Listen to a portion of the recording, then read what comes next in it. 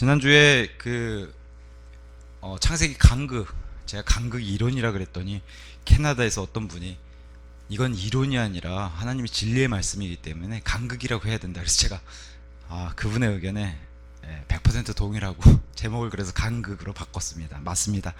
참 전 세계에서 연락들을 많이 받았어요. 이렇게 참 이 교리를 사랑하고 말씀대로 믿는 사람들이 굉장히 많구나. 전 세계 참 희한한 시대에 살고 있습니다. 이 유튜브라는 이 도구를 통해서 전 세계 이런 형제 자매님들하고 이렇게 소통할 수 있다는 게 참 신기할 뿐입니다.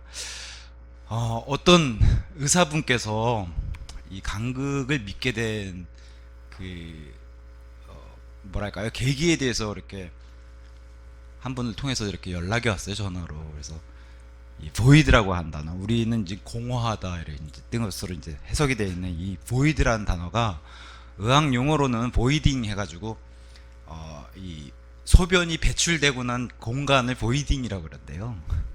그 의미로 딱 이게 와닿아서 하나님이 공허하다고 할 때 이 느낌을 한 번에 그냥 믿게 됐다고 이제 이런 얘기를 전달해 주셨어요. 그래서 그런 것도 있구나. 그래서 의학 용어에 대해서 이렇게 막 자료도 보내주시더라고요. 하여튼 감사했습니다. 간극은 한마디로 표현해서 물침례입니다. 제일 이해하기 쉽게 물침례입니다. 베드로후서 3장에 하늘과 땅이 모두가 불로 타서 없어지는 그런 일이 있어야지 새하늘과 새 땅이 온다 그러는데, 그게 바로 불침례예요. 침례란 뜻은 물이든 불이든 완전히 그 안에 잠기는 걸 뜻합니다. 그래서 온 우주, 하늘과 땅이 다 불로 태워서 없어지고 그래야지 새하늘과 새 땅이 온다는 거는 다 믿으시죠? 베드로서 3장이 되어 있으니까.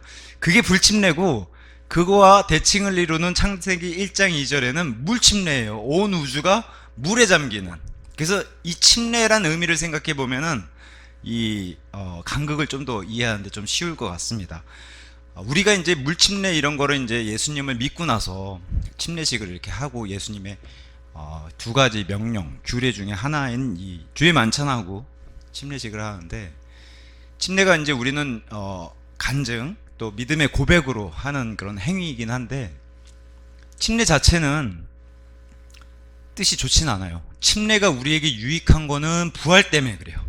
물 밖으로 일어나는 그 부활의 의미 때문에 이 침례가 좋은 것이지, 침례 자체로 물속에 들어가는 거는 죽음이자 심판을 의미하는 거예요. 그런 의미에서 이 우주가 침례를 받았다고 그런 의미로 대입해 보면은 좀 이해 가세요? 이게 무슨 뜻인지? 창세기 1장 2절에 온 우주가 잠겼다고 하는 이 침례. 그래서 물침례와 불침례 이렇게 나누는 거예요. 온 우주의 심판이. 자, 그래서 침례는 제가 좀 전에 말씀드렸다시피 잠기는 것 자체는 심판과 사망 이런 걸 뜻하는 거예요. 침례 자체가. 우리도 물침례로 물속에 들어가는 것 자체는 죽음과 사망, 심판을 뜻하는 거예요. 물 밖으로 나오니까 부활, 이게 좋은 것이죠. 그래서 이런 거 생각해 봤을 때 이게 간극이 곧 물침례, 우주의 물침례, 이렇게 이해하면 아마 간극을 이해하기 좀 쉬울 것 같습니다. 자, 그래서 불침례인 베드로후서 3장과 대칭을 이루는, 그래서 이런 물침례니까 당연히 누군가는 사망 선고와 심판을 받았겠죠. 그게 바로 루시퍼와 마귀들의 심판이 이미 끝난 겁니다, 여기서. 그래서 이 존재들이 마귀들이라 불리게 됐고, 왜 이들에 대해서는 예수님께서 회개나 이런 구원의 기회를 주지 않으시는가가 이제 복음서에 계속해서 한 번도 주지 않으신 이유가 바로 심판이 끝났기 때문에 그렇게 이제 등장하는 겁니다. 자, 그 다음에 이제 욥기서 22장 16절, 지난 시간에 아웃 오브 타임. 이 영적 존재들이 살던 시간은 우리가 알고 있는 그 하루 24시간의 태양과 달이 뜨는 그런 시간이 아니란 말이에요. 그러니까 우리의 시간 밖에 있는 시간, 아웃 오브 타임. 그래서 왜냐, 우리가 알고 있는 하루 24시간의 시간은 태양이 있어야 되고 달이 있어야 되고, 근데 이건 넷째 날에 생성이 되잖아요. 이거 있기 이전에 이제 그런 존재들이 살았던 시간이니까 우리가 알고 있는 그 시간이 아니다. 어찌 보면은 창세기 1장 2절의 이 간극이라는 이 교리는 말씀 중에 어려운 고기에 속해요. 젖 이런 게 아니라, 꿀 이런 게 아니라 고기에 속하는 비교적 좀 어려운 교리이기 때문에 쉽게 안 받아들여지는 분도 계실 거라 생각이 들어요. 그렇기 때문에 그런 분들은 좀 뭐랄까요, 이런 게 있구나 라고 넘어가셔도 돼요. 근데 오늘 중요한 거는 결론에 도달했을 때에 하나님의 영이 움직이시면서 모든 걸 회복시키고 치유시키는 여기가 중점적인 포인트예요. 사실은 심판받아서 지금 폐허처럼 변해 있는 이 우주와 땅을 하나님의 영이 이제 움직이셔가지고 이것을 원래대로 회복시켜서 이제 6일 창조에 들어가는 여기가 중요한 거예요. 침례는 우리에게 유익이 되려면 뭐라고 했어요? 부활이 유익이잖아요. 그걸 시작하시는 게 하나님의 영이 움직이시는 거예요. 이해하시겠죠? 마지막에 2절 끝에 그래서 하나님의 영이 표면 위에서 이제 물들 위에서 움직이시는 이게 이제 예수님이 우리를 부활시켜주는 그 의미의 예표가 여기 들어가 있는 거예요. 그래서 창세기는 천천히 이렇게 깊게 생각하면서 읽어야 되는 이유가 뭐냐면은 이걸 빨리 진도 나가면 안 된다는 거예요. 1장을 그냥 후루룩 읽으면 안 된다는 이유가 이 안에 창세기 1장 안에도 이 성경 끝까지 있는 이 복음의 그런 의미나 이런 것들이 많이 들어가 있기 때문에 그래서 우리 예수님도 이 땅에 오셔가지고 살리시고 세우시고 부활시키고 이러시잖아요. 그걸 시작하는 게 하나님의 영이 움직이시는 그게 예표로 되어 있습니다. 왜 이런 것들을 이제 창세기 1장에서는 알려주지 않는데 이런 것들을 이제 성경에서 여기 조금 저기 조금 이렇게 가르쳐 주시냐면은 그래서 이사야서에서 28장 이런 말씀이 있습니다.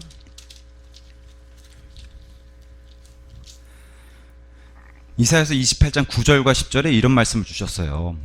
하나님의 지식과 교리에 대해서 자 그분께서 누구에게 지식을 가르치시겠느냐 또 그분께서 누구에게 교리를 이해시키겠느냐 젖을 떼고 젖가슴에서 물러난 자들 성장하려는 하는 자들 있잖아요. 젖가슴에서 이미 떼고 있으니 말씀에 더 고기를 먹으려고 하는 자들에게 필요하다는 거예요. 그래서 이는 반드시 규범 위에 규범이 있어야 하고 규범 위에 규범이 있어야 하며 어구 위에 어구가 있어야 하고 어구 위에 어구가 있어야 하며 여기에 조금 이게 포인트예요. 여기 말씀에 여기 조금 저기 조금 있어야 하기 때문이라 지식과 교리를 배우려고 하는 저질된 사람들에게 여기 조금 저기 조금 이렇게 조금씩 알려줘서 하나님의 말씀을 여기저기다가 이렇게 기록해 놓으셨다는 거예요.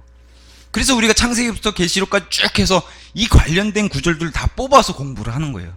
그걸 조직신학이라고 하고 자 다시 한번 살펴볼게요. 왜 이런 일이 일어났나? 그러면 이사야서 14장 그 루시퍼의 타락에 대한 기록을 한번 가서 살펴보면 돼요.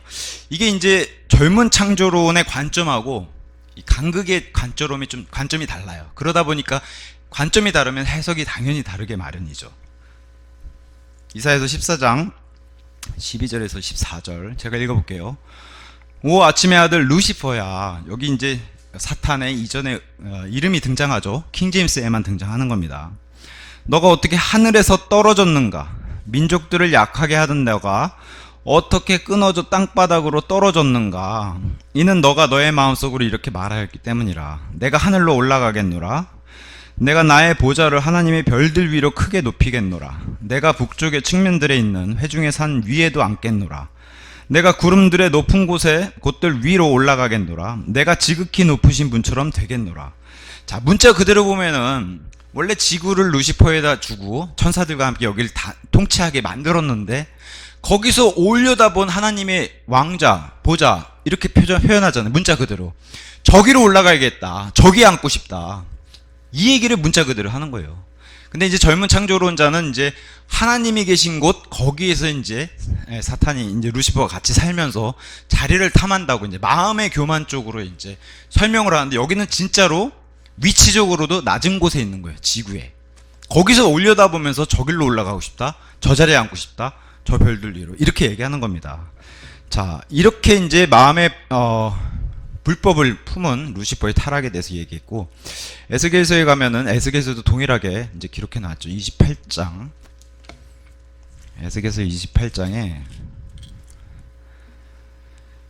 12절에 이렇게 얘기합니다. 사람의 아들아 티루스의 왕을 두고 애가를 지어 그에게 이같이 말하라. 주 하나님이 이같이 말하노라. 너는 이건 티루스에 있는 왕에게 얘기하는 것 같은데도 들어가서 살펴보면은 사람인 존재가 아니라 사탄 루시퍼를 가리킵니다. 너는 지혜가 충만하고 아름다움이 완벽하며 정점을 확정하는도다. 이런 존재로 창조됐다는 거예요. 지혜가 충만하고 아름다움이 완벽하고 너는 하나님의 동산 에덴 안에 있었도다. 젊은 창조론자는 이 하나님의 동산을 셋째 하늘이라고 얘기하는데 간극을 믿는 사람의 입장에서는 지구 안에 있는 아담이 살기 이전에 아담의 에덴의 동산 얘기하잖아요. 그 이전에 하나님의 동산 에덴이 그 이전에도 있었다고 얘기를 하는 거예요. 지구에 있는 에덴의 동산. 여기 안에 지금 루시퍼를 두고서 천사들을 다스리라고. 하나님의 동산 에덴. 물론 아담을 위한 에덴의 동산을 지었을 때는 하나님의 동산이라는 표현은 안 써요. 그냥 에덴의 동산이라는 표현을 써요. 자, 그러면서 모든 보석을 꾸미고 13절 끝에 너가 창조된 날에 너의 작은 북들과 너의 관악기들의 작품이 너의 안에서 예비되었도다. 그래서 하나님을 찬양하는 그런 존재예요. 천사들을 이끌고 하나님을 찬양하면서 통치하는 그런 존재예요. 너는 기름 부음을 받는 덮는 그룹이라. 그룹들 중에서도 메시아로 이렇게 세워졌던 그런 존재라는 거예요. 기름 부음 받은 존재, 기름 부음 받다라는 뜻 자체가 메시아입니다. 그리고 내가 너를 그렇게 세웠노라. 너는 하나님의 거룩한 산 위에 있었도다. 너는 불의 돌들과 한가운데서 위아래로 걸어 다녔도다. 너가 창조된 날부터 너의 안에서 죄악이 발견될 때까지. 그러니까 창조된 날부터 어떤 분들은 젊은 창조론자는 둘째 날 같은데 이제 그 궁창이 생기고 하나님 보시기에 좋다가 없으니까 무조건 첫째 날에는 타락을 해야 되잖아요. 아니면 뭐 어떤 분들은 해석에 따라서 뭐 가인이 탄생하고 그 뒤에 타락했다고 주장하는 사람들도 있고 천차만별입니다. 근데 뭐라고 얘기해요? 창조된 날부터 불법이 발견된 건 아니에요. 근데 죄악이 발견될 때까지 그 사이에 어떤 기간이 있었다는 거예요. 너는 너의 길들 안에서 완벽하였도다. 그러니까 불법이 발견되기 전에는 완벽했는데 불법이 발견되고서 이제 타락을 했다는 거죠. 너의 상품의 허다함을 통하여 그것들은 너의 중심부를 폭력으로 가득 채웠도다. 그런즉 너는 죄를 지었도다. 그래서 죄는 둘째 하늘, 이 사탄으로부터 온 거예요. 죄는 아담으로부터 시작된 게 아니라 그건 인류 관점에서나 그런 거고, 죄는 루시퍼를 통해서 온 겁니다. 그러므로 나는 너를 속된 것 같이 하나님의 산에서 쫓아내겠노라. 오 덮는 그룹아, 내가 너를 불의 돌들의 한복판으로 멸하겠노라. 그래서 너의 마음은 너의 아름다움으로 인하여 치켜 세워졌으니, 이게 교만이잖아요. 자기가 너무 아름답고 자기 모습에 반한. 내가 너를 땅바닥에 던지겠으며. 어디까지 던져? 그래서 지옥을 좀 이따 더 얘기하겠지만 지옥과 불호수는 이 마귀와 마귀들을 위해서 만들어 놓은 거예요. 인간을 위해서 먼저 만들어 놓은 게 아니라. 너의 아름다움으로 인하여 치켜 세워졌으니 너의 광명이 원인이 되어 너는 너의 지혜를 부패시켰도다. 내가 너를 땅바닥에 던지겠으며 내가 너를 왕들 앞에 두어 그들이 너를 목도하게 하리라. 그래서 이런 식으로 해서 나중에 이제 심판받는다는 얘기를 여기서 기억해 놨어요. 그러니까 이런 일이 왜 벌어졌는가에 대한 해답이 바로 창세기 1장 2절에 답을 준다는 거죠. 그래서 그 얘기를 이사야서 14장, 에스겔서 28장, 계시록 12장 이런 데다가 곳곳에 조금씩 두고서 하나님이 이제 알려주셨다는. 그러니까 이게 고기예요, 고기. 쉬운 그런 교리가 아니라는 거. 자, 그러면은 이제 젊은 창조론 또는 뭐 젊은 지구론에 대한 반론들을 좀 해볼게요.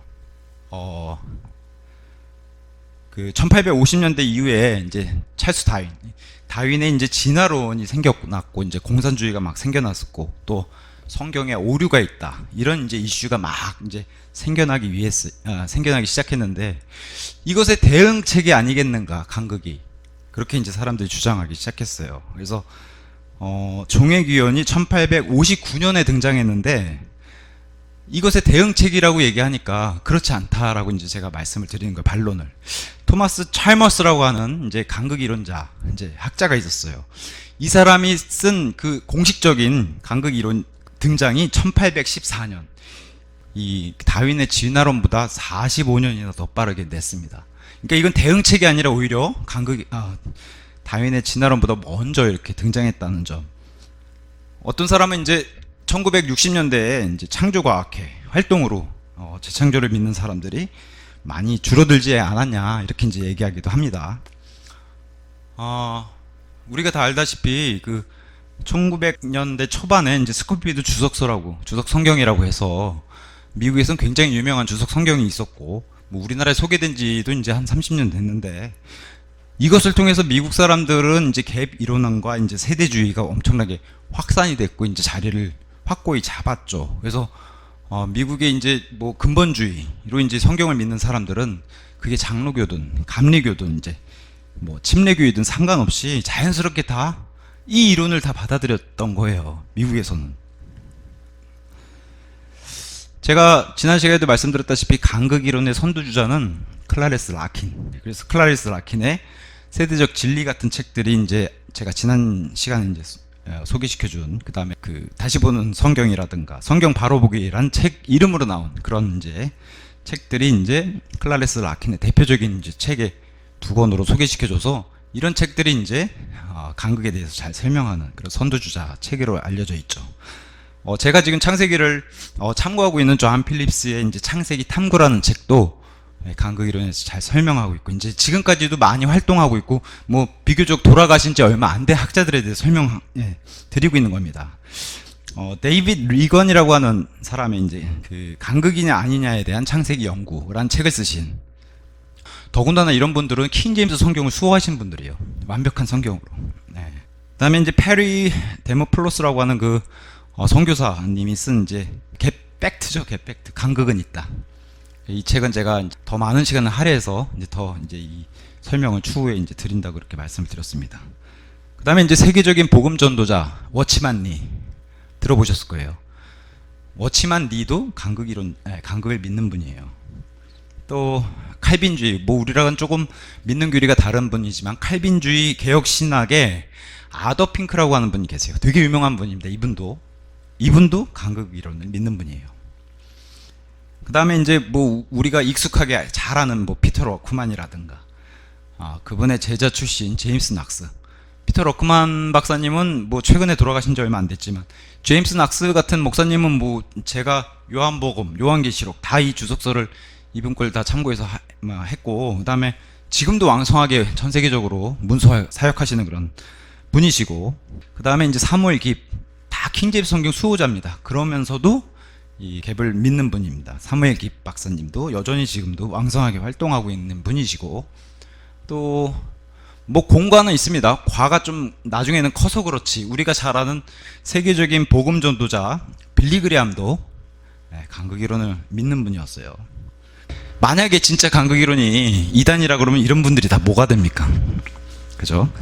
그리고 여전히 우리나라도 마찬가지, 미국은 뭐 더할 나위 없고 우리나라도 독립침례교회 안에 여전히 이 간극을 믿고 지지하는 분들이 줄지 않고 있습니다. 저처럼 이렇게 새로 믿는 분도 있고요. 전혀 뭐 어떤 분의 주장처럼 이게 이상한 교리가 아니라는 거죠. 저도 놀랐어요. 사실은 지난 시간에 이제 간극에 대해서 이렇게 강해를 시작하고 나니까 전 세계에서 이렇게 간극을 정말 사랑하고 이 교리를 믿고 이렇게 하신 분들이 굉장히 많구나라는 거를 이제 저도 새삼 느끼게 돼서 참 감사하다 그렇게 이제 생각을 했습니다. 자, 어떤 분이 주장을 해요. 만약에 간극 이론자들이 주장하는 것처럼 뭐 지구가 뭐 50억 년 됐다, 뭐 과학자들이 주장하는 것처럼 그렇게 지구가 오래됐으면은 지구의 유성먼지라고 해서 우주먼지가 쌓여서 어마어마한 두께의 우주먼지가 쌓였을 것이다, 이렇게 주장을 해요. 근데 이분은 과학을 또 전공하신 분인데도 뭐랄까요, 만약에 이분 주장대로 지구가 50억 년 됐으면 뭐 먼지 층이 60m 돼야 된다, 이렇게 이제 얘기를 주장하는데, 창세기 1장 2절이 뭐라고 돼 있어요? 물에 잠겨 있다 그러죠. 물에 잠겨 있는데 어떻게 먼지가 쌓여요? 그죠? 우리가 성경대로 믿는 사람이면 성경이 말해주는 대로 믿으면 되는데, 성경에 물에 잠겨 있는데 어떻게 먼지가 쌓여요? 그거는 과학자들의 발상에서나 그거는 우주가 먼저 탄생되고 이랬을 때나 먼지가 쌓이는 거지. 그래서 이거는 사실은 대답 벌써 끝난 것 같아, 대답 자체가. 어떤 분은 또 성경의 교리랑 너무 배치됩니다. 그래서 왜요? 그랬더니 로마서 5장에 사망은 아담으로부터 왔다고 돼 있지 않습니까? 창조의 시작부터 남녀로 이렇게 만들었다고 이렇게 돼 있는데 이거랑 너무 부딪히지 않습니까? 제가 아까 시작할 때 그랬죠. 루시퍼가 사탄이 된 이유에 대해서 이미 말씀을 드렸고, 그것의 심판의 결과물이 지금 창세기 2장에서 1장 2절에서 보여주는 거고, 성경이 말하는 사망은 우리는 이제 영혼 몸이 있기 때문에 사망하면 이 육체가 죽음. 그러니까 성경이 말하는 사망은 분리예요. 분리. 우리가 죽는다라는 의미의 사망은 이 육신과 영과 혼이 분리가 되기 때문에 죽는 거예요. 근데 단순히 이제 몸만 분리되는 게 아니라 성경은 무슨 분리까지 얘기해요? 하나님과 영원 무국토로 분리되는 둘째 사망을 얘기하잖아요. 몸만 분리되는 건 첫째 사망이라고 얘기하잖아요. 근데 성경은 참 정확하게 창세기에서 얘기해 주는 게 뭐냐면 넌지시 힌트를 알려주죠. 루시퍼와 마귀들이 하나님과 분리가 돼요. 뭘로? 궁창을 나눌 때.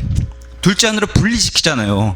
하나님과 분리되는 것 자체가 그게 사망의 심판의 결과예요. 그걸 성경이 너무 여실하게 보여주는 겁니다. 보시기에 좋지 않은 거예요, 그 자체가. 그렇게 또 성경은 얘기하고 있고. 그래서 아까 제가 말씀드렸다시피 이사야서 14장, 에스겔서 28장에 죄는 아담으로 시작한 거 아니라 루시퍼부터 시작한 거예요. 죄는. 이건 너무 명백해요. 루시퍼가 이 우주에 죄를 가지고 들어왔고 그거를 땅을 다시 다시 형성했을 때 아담에게 가져온 존재가 바로 루시퍼, 뱀이라고, 이렇게 옛뱀, 큰 용 이렇게 얘기하는 겁니다. 그러니까 이것을 뭐 첫사람 아담부터 죄가 들어왔고, 이거는 인간 편에서는 맞죠, 관점에. 근데 이제 영적인 존재가 가지고 왔다는 걸 꼭 기억해야 됩니다. 이제 이 이론을 싫어하시는 분은 또 이렇게 얘기하죠. 성경 어디에 간극 이론을 좀 직접적으로 얘기하는 구조를 좀 대봐라. 그런 게 있냐. 그럼 반론을 이렇게 합니다. 어떤 학자가. 그럼 우리는 다음에 드는 예들도 답을 쉽게 할 수 없다는 거예요. 예를 들면, 그럼 선과 악을 아는 사람이 이제 죄인으로 태어나지만 이제 선과 악을 알게 하는 그 지식의 나무를 먹은 이후에는 사람들이 이제 선악을 스스로 이제 구별하려고 하잖아요. 물론 하나님의 기준에 못 미치지만 양심이 생겼기 때문에. 그러면 우리가 뭐가 선이고 뭐가 악이라고 스스로 판단할 수 있는 나이가 몇 살인지 직접적으로 되는 구절이 있냐? 없다는 거죠. 그게 사람마다 다르잖아요. 10살도 될 수 있고 어떤 사람은 12살도 될 수 있고. 또 환란전 휴거가 성경에 전체적으로 이렇게 조직적으로 다니엘서 계시록 이렇게 다 모아가지고 데살로니가 후서 모아서 고린도 전서 15장 부활장 모아가지고 이거를 정리했을 때 예수님의 이 심판의 기간이 7년이구나. 그리고 3년 반 나뉘는구나. 이걸 성경 전체로 뽑아서 조직신학적으로 늘어나야지 이게 교리가 딱 그렇게 정립이 되는 거예요. 정확하게 환란전 7년 전에 휴거됩니다라는 구절은 없어요. 우리가 데살로니가 전서 4장 16절 이런 걸 읽어봐도 공중으로 끌어올려서 휴거 자체에 대한 구절이지 그게 언제 시기를 얘기해 주진 않는단 말이죠. 그거를 다니엘서 계시록 그냥 엮어가지고 이렇게 해서 계산을 쭉 해서 성경적으로 뽑아 보니까 그때서야 이게 7년 전이구나 이렇게 나오는 거지. 이렇게 반론하는 거예요. 그 정확한 구절이 있는 게 아니라 성경이 아까도 이사야서 얘기하잖아요. 여기 조금 저기 조금.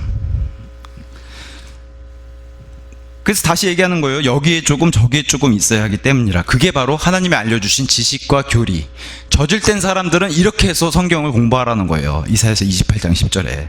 그리고 이건 육신적인 게 아니라 영적인 거니까 고린도전서 2장 13절 말씀처럼 영적인 것은 영적인 걸로 비교를 하는 겁니다.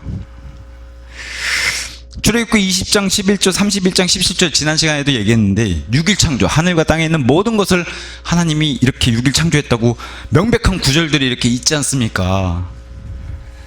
지난 시간에도 말씀드리고 제가 이번 시간에 다시 한번 말씀드리지만 창조의 크리에이티드가 아니라 정확하게 메이크라고 돼 있어요. 메이크. 그래서 하나님은 창조가 아니라 만드셨다.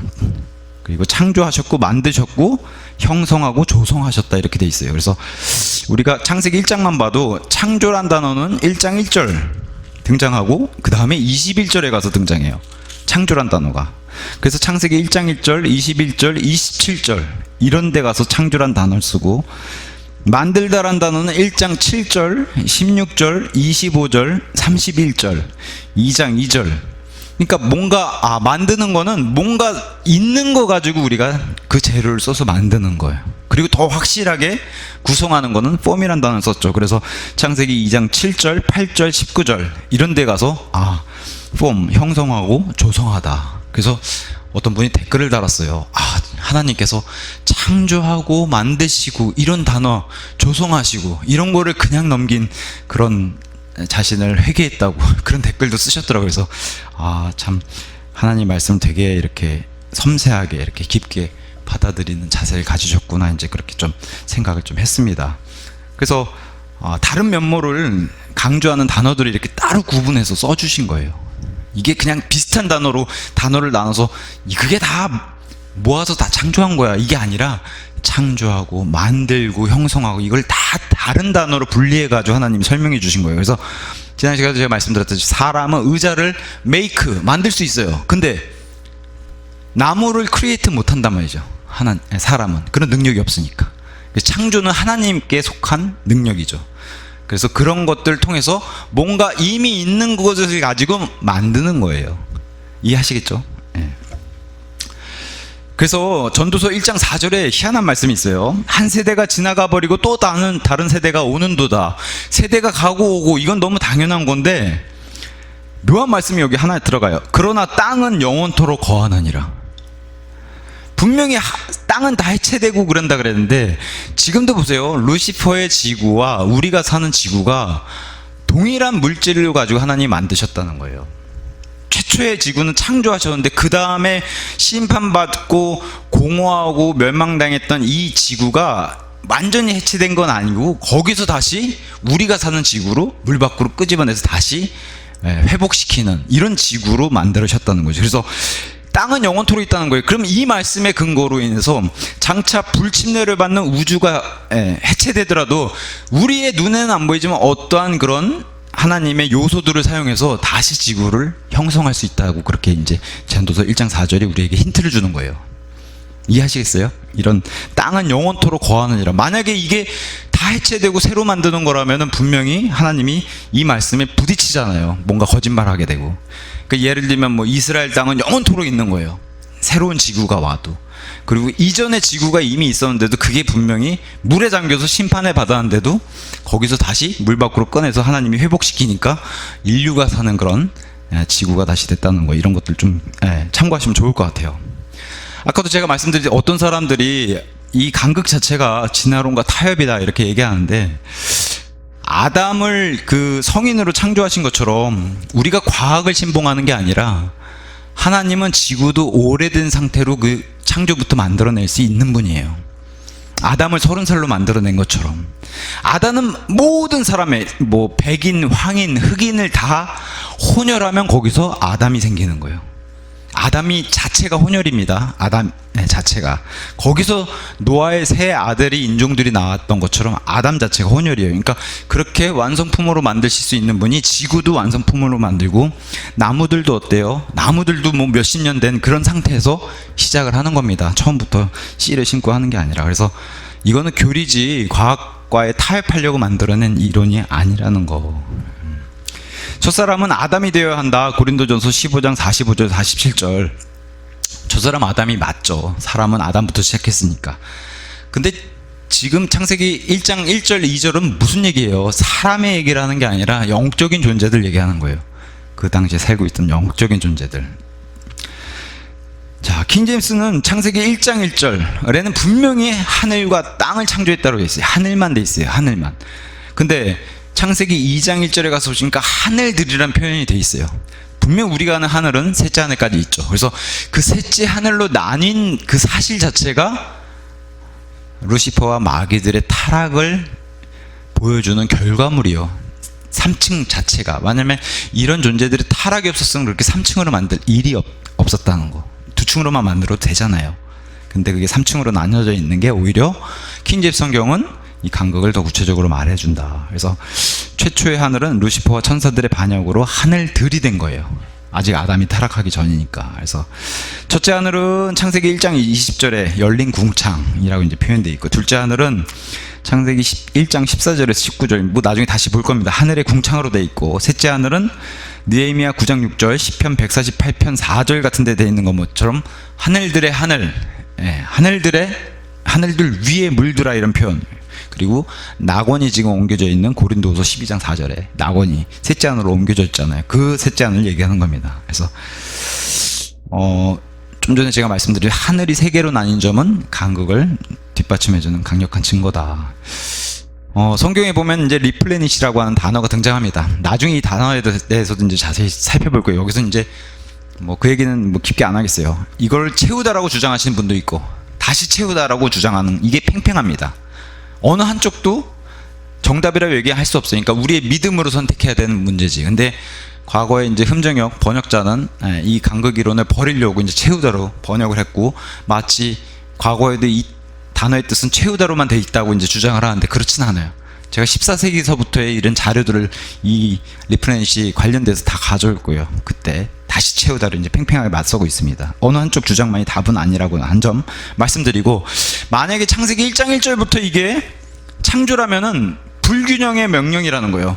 2장, 이틀, 3일, 이렇게 둘째 날, 셋째 날은 이렇게 창조를 안 하셨는데 첫째 날만 어마어마하게 창조하신 게 돼버리는 거예요. 예를 들면 이런 게, 창세기 1장 1절부터 첫째 날이라면 다음과 같은 것들이 다 일어나야 된다는 거예요. 하나님의 하늘 창조, 그죠? 시작했죠. 창세기 1장 1절에.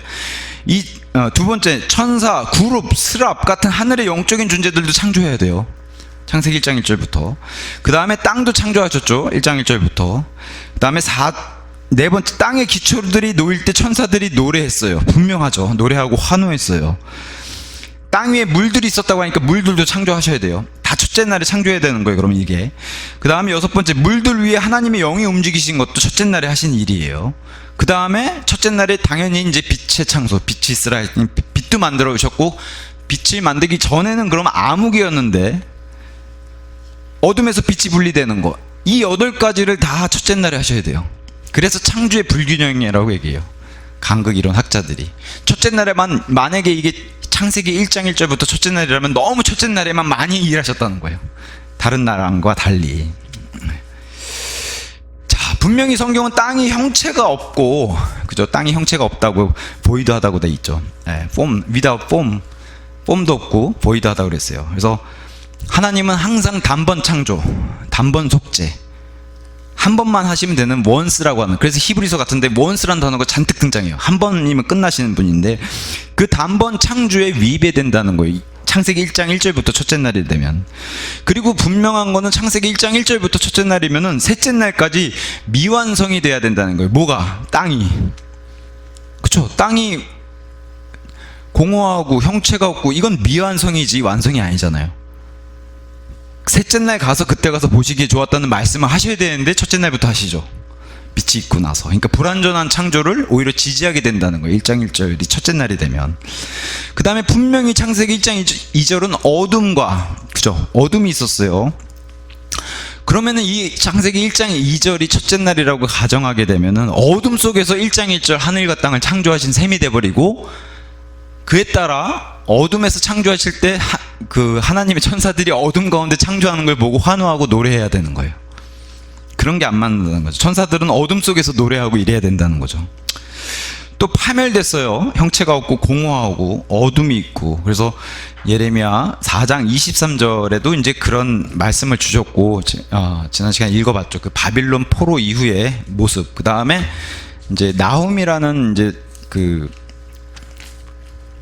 구약 성경 나훔에 가서 보시면 나훔 2장 10절에도 이런 얘기가 있어요.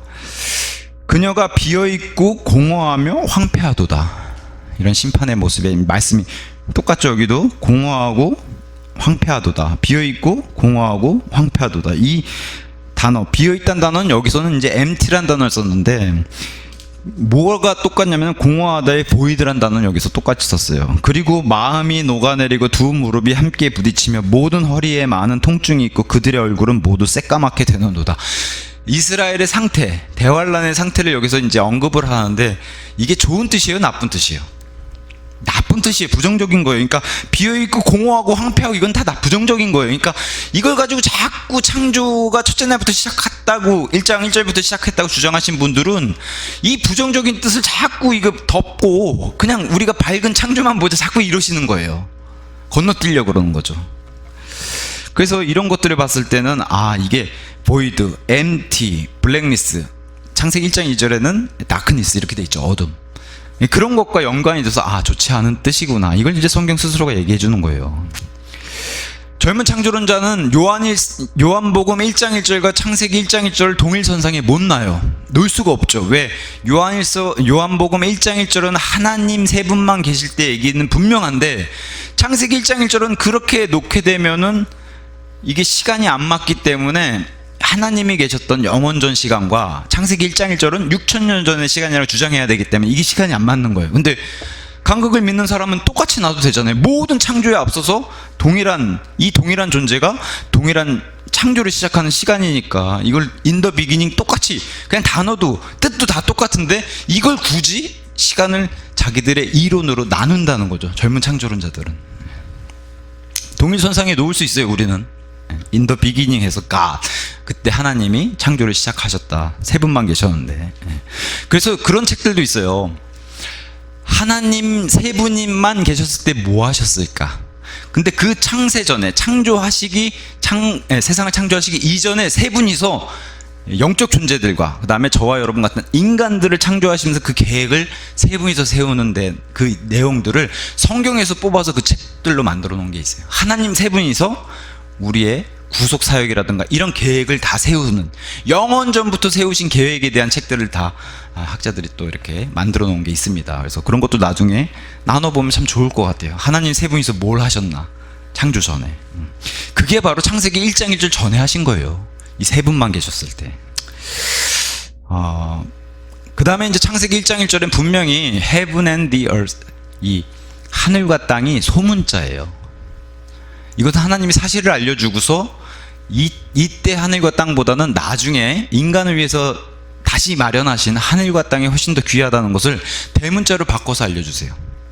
다시 물 밖으로 끄집어낸 땅과 하늘을 대문자 heaven과 earth로 다시 이렇게 마련해 놓은, 이런 걸 통해서 우리가 구분을 좀 해야 된다는 거죠. 하나님이 이렇게 만들어 놓으신 이유가 있다는 거예요. 그래서 원창조의 하늘과 땅과 재창조의 하늘과 땅, 그래서 재창조라고 부르는 거예요. 우리가 대문자로 바뀌는. 자, 간극을 안 믿어도 괜찮아요. 안 믿어도 다음과 같은 사실은 분명하다는 거예요. 뭐냐? 물로 덮여 있었다. 창세기 1장 2절은 물로 덮여 있었다. 그리고 또 하나, 어둠으로 덮여 있었다. 제 이 보이드라고 한 단어, 최근엔 뭐 옛날엔 뭐 허블 망원경 이렇게 해서 우주를 들여다보던가, 아니면 요새는 뭐 제임스 웹이라고 한 망원경. 최근에 이제 과학자들이 밝혀낸 것 중에, 이거는 이제 성경에 입각한 과학을 바라보는 시각이에요. 과학자들이 발견한 것 중에 보이드, 우주에 굉장히 공허한 공간을 또 발견했는데 그게 계속 팽창한다는 거예요. 공허한 공간이 아무것도 없어요. 행성도 없고 그냥 칠흑 같은 어둠인 공허한 공간인데 그게 계속 팽창한다는 걸 최근에 발견했다고 이제 과학적인 그런 지식에 올려놓더라고요. 그래서 참 재밌게 이제 저도 이렇게 봤습니다. 또 흠정역 번역자께서 이 간극 이론이 싫어서 티모시 모튼이라고 하는 이런 뭐랄까요, 격길로 빠진 재창조라는 책을 낸 이제 학자를 소개시켜 주더라고요. 이 사람이 러크만의 제자였는데 러크만에게 속아서 이 간극 이론을 이제 버리게 된 사람이다, 이렇게 주장을 해요. 그러면서 이렇게 얘기합니다. 마지막 날 창조를 끝내시고, 그 중에 일부 내용이 이거예요. 창세기 1장 31절, 하나님 보시기에 매우 좋았더라 있잖아요. 매우 좋았더라. 창조를 다 끝내시고 모든 것을 만드시고 보셨는데 아주 좋았다, 매우 좋았다, 이렇게 말씀하시지 않냐. 근데 아니 루시퍼가 타락하고 이런 것까지 다 들어가 있다면은 하나님 보시기에 매우 좋았다가 이게 말이 되냐, 이제 이렇게 주장하시더라고요. 이게 어떻게 가능하냐. 우리 하나님은, 우리 세대주의 신학 교리를 추구하는 사람들은 가장 중요한 구절을 디모데후서 2장 15절로 꼽습니다.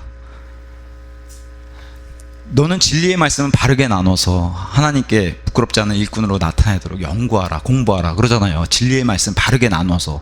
우리 하나님은 나누시는 분이에요. 거룩한 분이시기 때문에 거룩하지 못한 것하고 나누시고, 정결하고 부정한 짐승도 다 나누시고, 죄와 선도 나누시고, 불법과, 그러니까 의와 불의도 다 나누시고. 그럼 하나님 보시기 좋았던 거는 뭐냐면은, 죄를 저지른 루시퍼와 마귀들과 또 죄를 저지르지 않은 선한 존재하고 나누는 게, 그게 하나님 보시기 좋은 거예요. 그래서 셋째 하늘, 둘째 하늘, 첫째 하늘이 다 나눠지는 거예요. 그렇게 나눠야지만 하나님 보시기 좋은 게 완성이 되는 것이지, 그걸 안 나누고 섞으면 그게 더 이상한 거예요. 우리 하나님은 항상 나누시는 분이고, 말씀도 나누고, 시대도 나누고, 그죠? 통치 방식도 나누고. 그래서 우리가 가장 대표적으로 구약과 신약도 나누잖아요. 완전히 경영 방식이 다르고. 그렇게 나눠 놓으신 거예요. 그래서 둘째 하늘인 이 우주 공간에다가 그 존재들을 나눠서, 너네는 여길 처소로 삼으라고 나눠 놓잖아요. 그리고 하나님 존재는 셋째 하늘하고도 철저하게 경계로 나눠 놓으시잖아요. 그게 보시기 좋은 거예요. 안 나누시면 더 그게 이상한 거고. 그걸 생각해 보셔야 돼요. 그래서 우리 하나님은 거룩하신 분, 거룩하다는 뜻 자체가 구분입니다. 구분, 뜻 자체가. 거룩하지 못한 존재하고 구분되는 게 그게 거룩의 뜻이에요. 홀리란 뜻이. 그래서 빛도 어둠으로 나누고, 그죠? 부정한 거, 정결한 거 나누고, 의와 불의도 나누고, 이렇게 나누시는 분이에요. 그래서, 이제는 하나님이 이제 자신의 형상으로 창조된 영적인 존재하고 완전 다른 사람이란 걸 만들어서 사람을 창조해가지고 또 영적인 존재하고 또 구분하시잖아요. 분리하시고. 그래서 지구를 영적인 존재 아담에게 주시고. 그래서 하나님은 바르게 나누시는 분이에요. 바르게 나누신 분. 너는 진리의 말씀을 바르게 나누 이렇게 돼 있잖아요. 성경 말씀이. 하나님이 그걸 하시는 분이기 때문에 너희도 그렇게 해라. 하나님의 생명이 들어가 있는 교회도 그렇게 하라고 이제 명령을 주신 거예요. 이해하시겠죠? 왜 우주 공간에 이런 게 들어가야 되는지. 그래서 이런 분들도 소개시켜주고 한번 화면 넘겨주시죠. 네. 여기 보면 이제 킥바이블에 그 켄트 호빈드라는 뭐 창조론에 대한 이제 글을 이렇게 올려놨어요. 그 함정의 번역자께서. 그러면서 이분이 창조 과학자 출신의 목사인데 너무 6,000년 된 창조론에 입각한 그런 엄청나게 좋은 내용들을 해가지고 이제 소개 이렇게 한 거예요. 켄트 호빈드라고 하는. 그래서 여기 보면 창조론 세미나에서 지구의 나이, 뭐 에덴 동산 홍수전 지구의 상태에서 6,000년 된 성경에 대한 이론들을 설명한 이런 글을 올려놨어요. 근데 이 켄트 호빈드 지금도 킥바이블 올려놓은 겁니다. 그래서 엄청나게 훌륭한 과학자라고 소개를 해주는데 다시 이제 화면 돌려주세요. 여기 지금 링크에 올라가 있는 게 들어가면 다 지금은 닫혀 있어요. 안 되고. 이 켄트 호빈드라는 사람은 과학자 겸 창조 과학자 겸 목사인데 횡령 혐의로 10년형을 받아가지고 감옥에 수감돼 있었고, 이제 이런 거죠. 진짜 반쪽만 얘기하는 이런 거 반쪽만. 이 사람은 창조 과학자고 젊은 창조론을 주장하는 사람이다. 요건 반쪽이에요. 나머지 반쪽 얘기를 제가 할게요. 이분은 뭘 안 믿냐면은 7년 대환란도 안 믿고 휴고도 안 믿어요. 이게 더 심각하죠. 간극기를 안 믿는 것보다. 그죠? 이거는 얘기를 안 하죠. 이런 얘기는. 이런 거를 빼먹고 나머지 그냥 이분은 6,000년을 주장하신 분이다 라고 얘기하면 정말 그런가 보다. 이런 훌륭한 분들이 그런 걸 주장하니까 그런 게 맞는가 보다. 사람들이 이렇게 호도하는데 반대쪽을 얘기하면 어처구니 없는 분이죠. 휴고도 안 믿고 대환란도 안 믿고. 그럼 뭘 믿는지 모르겠어요. 이분은 그냥 과학자예요. 과학자. 믿는 분이 아니라. 이런 분의 이제 자료를 가져와서 이제 자기 주장을 하려면은 이게 좀 올바르지 않다고 제가 이제 예를 들어서 가져온 겁니다. 네. 그렇게 되면 이제 다 오픈을 하고 얘기를 해야겠죠. 가리지 말고. 자, 그러면서 이제 다시 마지막 결론을 좀 말씀드릴게요. 창세기 1장 1절부터 천천히 그렇게 지금 진도를 나가는 거예요. 하나님께서 하늘, 그죠? 하늘, 땅을 창조하셨느니라. 이렇게 진도를 한번 나갔고, 그 다음에 창세기 1장 2절에 지금 진도를 나가서 그런데 이제 이렇게 해서 엔드가 다시 이렇게 이제 뭔가 시간의 흐름에 따라서 이걸 알려주죠. 그 땅은 형체가 없고 공허하였으며 어둠이 깊음의 표면 위에 있었더라. 여기까지가 부정적인 얘기예요. 근데 우리에게 희망을 주는 건 이 다음이에요. 아직 2절이 안 끝났잖아요. 이 다음, 이제 다음 시간부터 할 이 다음, 여기서 중요한, 그리고 하나님의 영께서 물들의 표면 위에 움직이셨더라. 왜 움직이셨어요? 하나님의 영께서 이제 이렇게 형체가 없고 심판받은 이 땅을 다시 회복시켜 주는 거예요. 여기서 우리의 복음과 우리의 죽어있는 영적인 부활과 이 모든 의미가 여기다 들어가는 거예요. 하나님은 이렇게 부활시켜주고 회복시켜주고 역사하시는 분이시구나 라는 걸 여기서 이제 시작을 하게 됩니다. 그러면서 출발하는 게 빛입니다. 빛들의 아버지, 빛 가운데 거하시는 하나님, 이분이 우리를 살려주시려고 움직이시면서 역사를 시작하시는 게 바로 첫째 날부터 시작하는 거예요. 그래서 이 움직이는 역사로 1장 2절이 끝나니까 1장 2절이 부정적인 의미로 시작했다가 어떻게 돼요? 마무리는 긍정으로 끝나는 거예요. 물침례는 물 밖으로 일어나면서 부활하면서 이 물침례가 우리에게 유익이 되고, 이 물침례의 그 규례가 우리에게 굉장한 간증이 되는 이유가 부활에 있는 겁니다. 예수님의 죽음이 끝이라면 우리가 이 세상 사는 사람들보다 소망이 없다 그랬어요. 우리의 소망이 어디에 있어요? 부활에 있는 겁니다. 그 그걸 얘기해 주는 게 지금 하나님의 영께서 움직이시는 거예요. 이걸 보여주는 거예요. 그래서 회복과 치유의 역사, 복음서를 들여다보세요. 예수님은 항상 회복시켜 주시고 치유시켜 주시고, 그죠? 그래서 그 역사의 시작, 부활의 예표. 그래서 고린도전서 15장 45절에 예수님을 뭐라고 얘기해요? 살려주는 영이 되셨다. 그 살려주는 영이 여기서 지금 시작을 하시는 겁니다. 회복시켜 주시고 살려주시고 부활시켜 주시고 세워주시는 분. 그래서 여기에 우리의 소망이 들어가 있는 거예요. 그걸 창세기 1장부터 우리에게 알려주니까 얼마나 귀해요. 이거를 그냥 막 빨리 창세기 1장 저희 진도 나가려고 빨리 읽어 나가면 이게 되겠어요? 묵상이. 그래서 천천히 묵상하는 거예요. 이게 이해하시겠죠? 그래서 간극에 대한 내용은 이렇게 2시간으로 마치고, 다음 시간부터는 우리가 아주 우리에게 유익한 내용들, 그런 내용들인 복음이 정수가 숨겨 있는 그 시작이 바로 빛이 있으라부터 시작하신 하나님의 영의 역사, 성령님의 역사가 여기서부터 시작한다는 거를 다시 공부해 보면 참 재밌을 것 같습니다. 여기까지 해서 창세기 4번째 시간 마치도록 하겠습니다.